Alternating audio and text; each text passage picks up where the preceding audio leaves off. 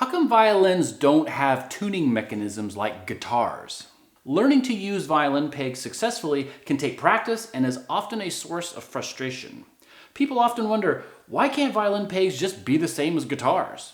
Now, I've created a lot of different videos about violin pegs, right? How to put the string on the violin pegs, how to prevent slipping pegs, how to prevent tight pegs, how to tune with the pegs, right? But every time I post one of these videos, inevitably there's always a fair amount of people who say, why don't they just put guitar pegs on the violins? It would solve a lot of the issues. Well, today's video is pretty much my opinion, but it's based off my experience, what I've seen, and I think there's some fairly simple reasons why you don't see guitar-style pegs on violins.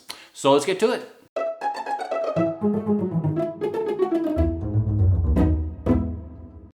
Now, if you're unfamiliar with how guitar pegs usually work, they're pretty simple. Once you get the string on the peg properly, you just turn the peg one way to tighten the string, you turn the peg the other way to loosen the string, and for the most part, the pegs stay in the same spot. So if you ever have to tune your guitar, it's probably because your strings have stretched, maybe the weather has changed or something like that, but they're far easier to use than most of your violin pegs. But I believe that violins don't have guitar-like pegs for three simple reasons. The first one is weight.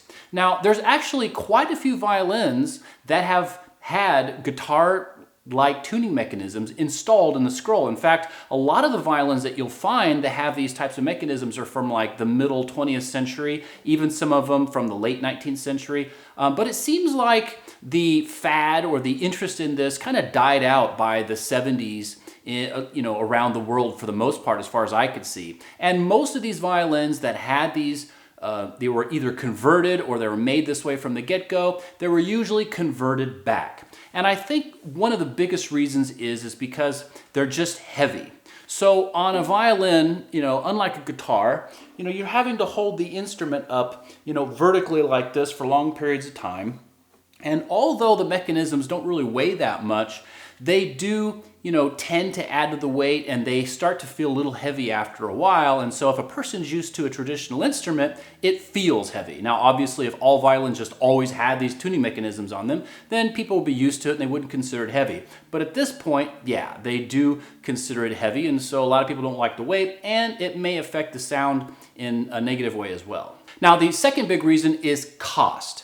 Now, if you have a regular violin and you want to put guitar style, tuning mechanism on there, well, you're gonna have to pay somebody to convert your instrument. So, they'll probably have to either, splice the scroll in some way or completely remove the scroll or maybe even the neck and install that whole setup. And that, when you're paying a very accomplished luthier to do detail work like that, that labor is expensive. So it could end up costing you several $100s of labor plus the cost of the mechanism. So a lot of people, they have violins that are sub $500. So you probably wouldn't spend $300 or $400 to put a tuning mechanism on a $400 or $500 violin or a $200 violin, right? So it's just not cost effective. However, there is a modern solution that I've seen quite a bit, and actually at Kennedy Violins, we install these on customers' violins sometimes.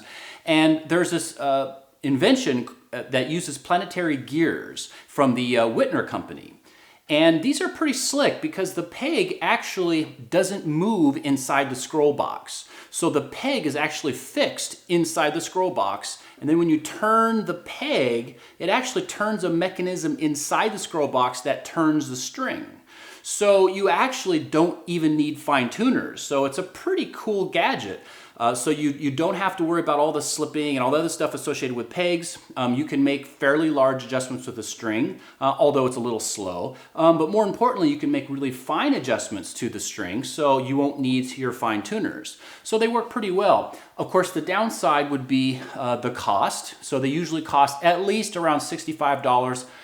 And just for the pegs themselves, plus you usually have to have them professionally installed because the pegs have a certain diameter, so there's a good chance you'll have to have your scroll modified in order to make those pegs work. And so you'd have to take them into a violin shop and make sure it's properly installed. And of course, violin shop, they're going to want to be paid the labor. So it could end up costing you $150 or $200 to have them installed. So again, there is that kind of barrier to entry. If a lot of people, if they have, $200 or $300 violin, they're not going to spend $100 or $150 to have the pegs installed. Although they are a pretty good solution, they work really well. Actually, I put a link down in the description, so if you guys are interested in checking them out, you can click on the link and have a look at those. Now, the third reason would be tradition. Now, probably, this is just my opinion, but that's probably the biggest reason why you don't see a lot of new ideas in the design of classical instruments. One of the big reasons that go along with this are the makers. Now, if you're a maker and you make your living off of building instruments, you're taking a big risk by building something that's different. If you build an instrument like a violin or viola and it's got a tuning mechanism, even if it works really well and it's different, you know that you've automatically, because it's not a traditional design, have shrunk the audience, the amount of people who may or may not be interested in buying your instrument. Well, if that's how you make your living, you don't want to take those kinds of risks most of the time. So you're going to stay with something standard.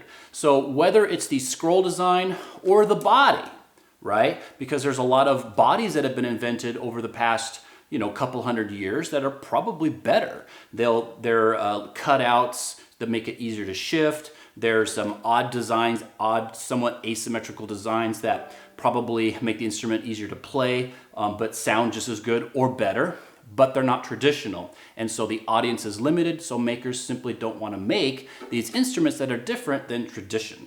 So there you have it. Those are the three primary reasons why you don't see guitar-like tuning mechanisms on string instruments. 1 is the weight, 2 is the cost, and 3 is tradition. So if you guys have any other kind of questions, go ahead and put them down in the comments below. I hope I answered a few questions in this video. I'll certainly be using it in the future when people ask this question. I'll just get a link and say, hey, check out this video. Now, if you guys have any other questions or ideas for new videos, hey, let me know in the comments section. Most of the time, my videos are a response to the questions that you guys give me. So go ahead and feel free to contact me anytime. So with that ends another video. I hope you guys have a nice rest of the week and happy practicing.